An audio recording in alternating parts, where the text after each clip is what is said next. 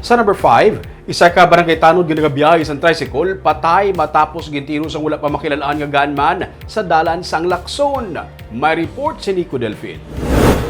Patay na sang maabtan sang iya pamilya ang 42 anyos nga si Michael Hugo nga nagahapa sa kilid sang isa ka hotel sa 13th Street Lacson sa Bacolod kaina sang aga. Suno sa iya misis nga si Nerissa, kaagahon pa lang nagbiyahe na sang tricycle ang iyabana nga barangay tanod sa barangay 2. Gani hindi man siya mahimos sa natabo sa iyabana. Ulya gada na sa permisa sige ga pangita gatong tambay sang iya tricycle kag makuha sa pasahero dagi na sa permega kay may na da sila mo may pahaltuda na la.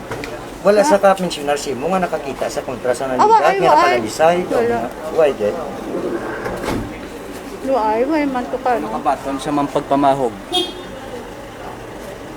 Wala ko ka sang iya na kay ang iya lang na dayang ginaligad ya gali nga bago ko nang dumduman. Ang iya nga na ang parking nga na ilang dabla sa motor.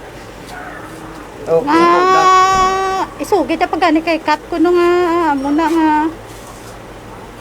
nang gapang salot sa pasero mo malang na way naman. Inagaway pasero. Oo, malang na. Suno sa mga nakakita, duha ka mga wala makilala nga gunman ang nagluthang sa biktima. Isa sa ila ang nagpakuno-kuno pa nga pasahero, kag ang isa sa mga gunman ang malawig na nga nagahulat sa paglabay sang tricycle nga ginamaneho ni Hugo sa 13th Street.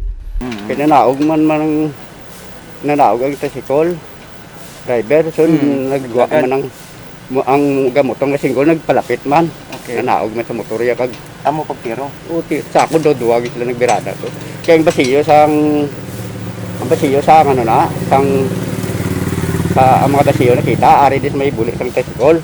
Ang iba natuto sa may tubangan kun mo ang driver ang gaangkas kag ang gawa single eh. Malapit lang sa bangkay kag sa ginamaneho nga tricycle sang biktima nagalaptang bala sang wala pa mahibaluan nga kalibre sang pusil.